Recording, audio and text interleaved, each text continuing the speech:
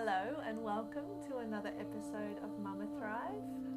Now we're going to talk about bringing the village back into raising your children through getting more creative in your connections with other mothers, in your sisterhood, in your collaboration with other mothers around you. We have a worksheet for this actually in our heart book and also the yearly reset retreat. Yes. And we won't go all through the worksheet now, but we want to mention this now because it's a pretty important thing. We've spoken to some mothers who were feeling quite stuck on how to actually get the support that they needed, especially if they were like financially limited and they couldn't like hire a nanny or something.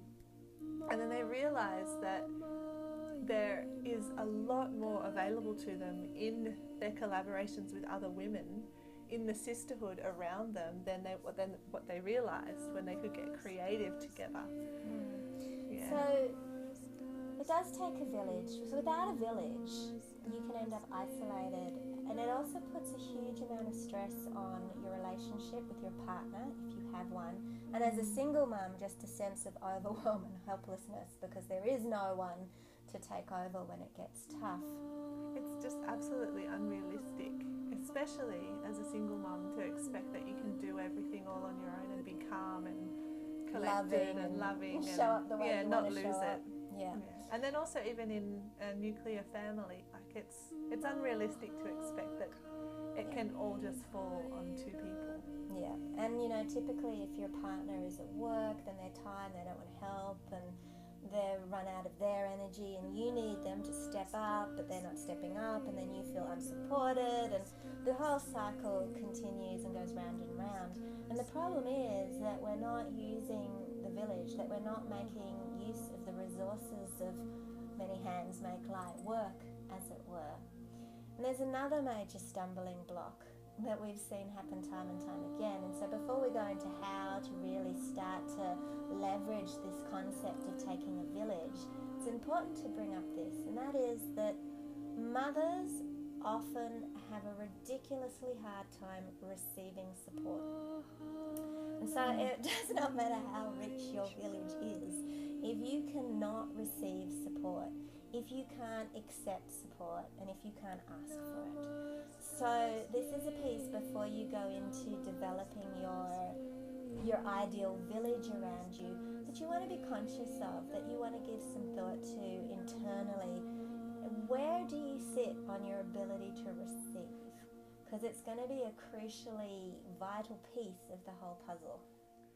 So some of the things to consider when you're wanting to be really intentional about creating the village around you, creating that support network, is firstly to get clear on what kind of support you want. Like, what are you really wanting support around? If anything were possible, what kind of support would you like? How would you like support? Like what times of day would you love that support? In what ways? What would you love them to be doing? Like, would you prefer people to be cleaning your house or being with your children? Or if one thing could be taken off your plate, what would be the most ideal? What would feel the best to you to be able to let go of? Get really clear on that. Like, spend some time dreaming it, writing it down, like calling it in. And then the other thing to think about is what kinds of support would you love to give other mothers? Like, if you were to be working in collaboration with other mothers, what would you love to be doing for them? Would you love to be being with their children together with yours, taking their children out? Would you love to be working in their garden, making food? Yeah, making food for them or with them. What cleaning their house. What do your gifts feel like the easiest ones? What's easy for you to give? Because there'll be stuff that feels good to you, that feels easy, that doesn't feel like a stretch. But for someone else, that would be their, oh my God, if someone could do this, I would be so over the moon. So look for what are the things that you can really do that feel easy to you, that feel good to you. Yeah. And so once you've brainstormed that a little bit on your own, you want to bring it to the other mothers around you, to your sisters who you feel you can really share this kind of collaborative village creating with. And then that's where the fun part begins, of really coming up with creative ways to work together. Some of the ways that we have thought of and we've implemented, actually I was often inspired by my mother when I was growing up. She did a lot of this together with other mothers around her. I remember she had what I think she actually called them tribe days or group days, where she often would have a few women, like say 3 or 4 women, all get together and they'd take turns at different people's houses once a week or maybe twice a week. And when everyone was at my mother's house, she got to decide what she did, and she could either go away and have space to herself and do her own thing, maybe work on a project, work on a business, or catch up on some stuff that she couldn't do with little kids walking around. Have a nap. Yes. We've done that in tribe when our kids were much younger. Yep. And then all the other mothers would be there, either looking after the children, like depending on how many mothers are there, maybe some looking after the children, some cleaning up or doing the things that mother really needs. So it's not just getting together for a regular cuppa, it's specifically doing something to help meet the needs of that mother. And then she had the time to support another mother when they went to her house, like rotating it around.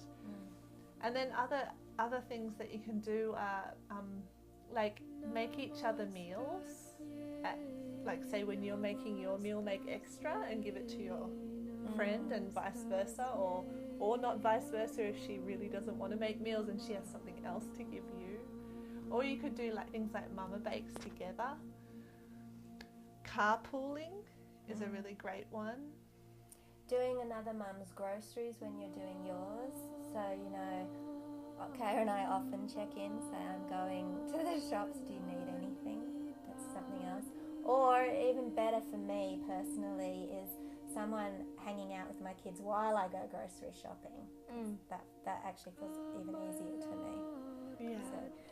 So think about what it is that would make life feel easier, because sometimes it's not that big a deal for another mother to offer it to you, and you just need to start creating a network that has the support in it that you need. And you need to voice what you'd really love, like voice what, if anything were possible, what would you like? Because when all the mothers bring all their voices in, that's when like the creativity can bubble up, and you can create things that you didn't even realize were possible. You can create whole new structures in your community, but you need to voice what you want and what you need and what you'd love. So those key pieces for you are definitely really expressing clearly what you want and what you need, and being willing to receive when it's offered to you. They're probably your internal pieces that you might need to work on a little bit. And it will bring so much more spaciousness and connection into not just your family but your community as well. And the benefits for your kids too.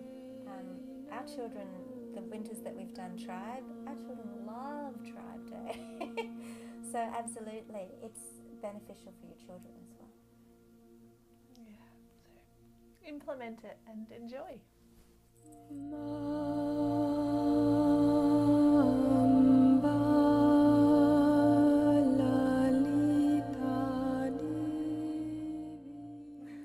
Sorry. I'll just start it. Yeah. I'm hungry. Yeah, I'm getting hungry too. Okay. Just 2 more. Okay, 2 more. 2 more.